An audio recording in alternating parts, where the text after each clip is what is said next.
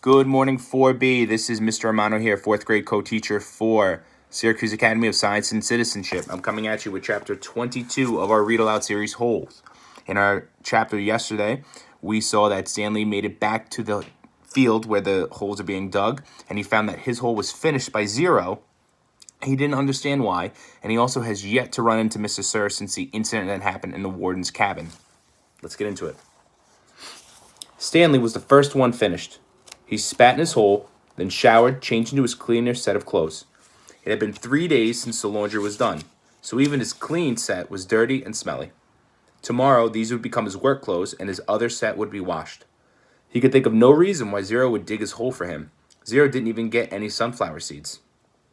I guess he likes to dig holes, Armpit said. He's a mole, Zigzag said. I think he eats the dirt. Moles don't eat dirt, X-Ray pointed out. Worms eat dirt. Hey, Zero, Squid asked, are you a mole or a worm? Zero had said nothing. Stanley never even thanked him, but now he sat on his cot and waited for Zero to return from the shower room. Thanks, he said at Zero, as Zero entered through the tent flap. Zero glanced at him, then went over to the crates where he deposited his dirty clothes and towel. Why'd you help me? Stanley asked. Zero turned around. You didn't steal the sunflower seeds, he said. So, neither did you. Zero stared at him. His eyes seemed to expand, and it was almost as if Zero was looking right through him. You didn't steal the sneakers, he said. Stanley said nothing. He watched Zero walk out of the tent. If anybody had X-ray vision, it was Zero. Wait, he called, then hurried out after him. Zero had stopped just outside the tent, and Stanley almost ran into him. I'll try to teach you to read if you want. I don't know if I know how to teach, but I'm not that worn out today since you dug a lot of my hole. A big smile spread across Zero's face. They returned to the tent where they were less likely to be bothered. Stanley got his box of stationery and a pen out of his crate. They sat on the ground. Do you know the alphabet? Stanley asked. For a second, he thought he saw a flash of defiance in Zero's eyes, but then it passed. I think I know some of it. A, B, C, D. Keep going. Zero's eyes looked upward. E? F, said Stanley. G, said Zero.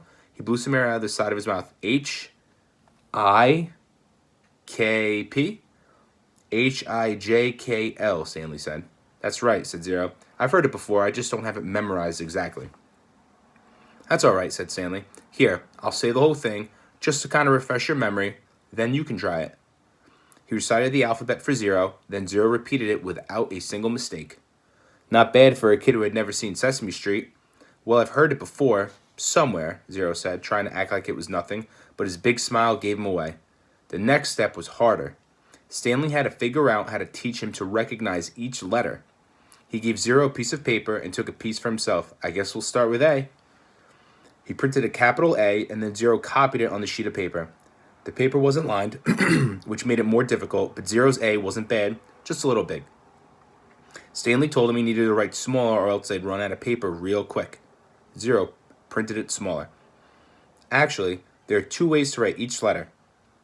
That's a capital A, but usually you'll see a small a. You only have capitals at the beginning of a word, and only if it's the start of a sentence or if it's a proper noun, like a name. Zero nodded as if he understood, but Stanley knew he had made very little sense. He printed a lowercase a, and Zero copied it. So there are 52, said Zero. Instead of 26 letters, there are really 52. Stanley looked at him, surprised. I guess that's right. How'd you figure that out? Zero said nothing. Did you add? Zero said nothing. Did you multiply? That's just how many there are.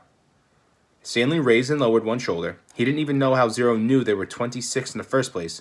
Did he count them as he recited them?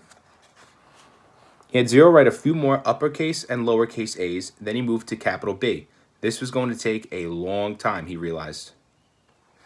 You could teach me 10 letters a day, suggested Zero. 5 capitals, 5 smalls. After 5 days, I'll know them all. Except on the last day, I'll have to do 12. 6 capitals, 6 smalls. Again, Stanley stared at him, amazed that he was able to figure all that out. Zero must have thought he was staring for a different reason because he said, I'll dig part of your hole every day. I can dig for about an hour, then you could teach me for an hour. And since I'm a faster digger anyway, our holes will get done about the same time. I won't have to wait for you. Okay, Stanley agreed. As Zero was printing B's, Stanley asked him how he figured out it would take 5 days. Did you multiply? Did you divide? That's just what it is, Zero said. It's good math, said Stanley. I'm not stupid, Zero said. I know everybody thinks I am. I just don't like answering their questions. Later that night, as he lay on his cot, Stanley reconsidered the deal he had made with Zero. Getting a break every day would be a relief, but he knew X-Ray wouldn't like it. He wondered if there might be some way Zero would agree to dig part of X-Ray's hole as well. But then again, why should he? I'm the one teaching Zero. I need the break, so I'll have the energy to teach him. I'm the one who took the blame for the sunflower seeds. I'm the one who Mr. Sir is mad at. He closed his eyes, and images from the warden's cabin floated inside his head. Her red fingernails, Mr. Sir writhing on the floor, her flowered makeup kit. He opened his eyes. He suddenly realized where he'd seen the gold tube before. He'd seen it in his mother's bathroom, and he'd seen it again at the warden's cabin. It was half of a lipstick container. KB.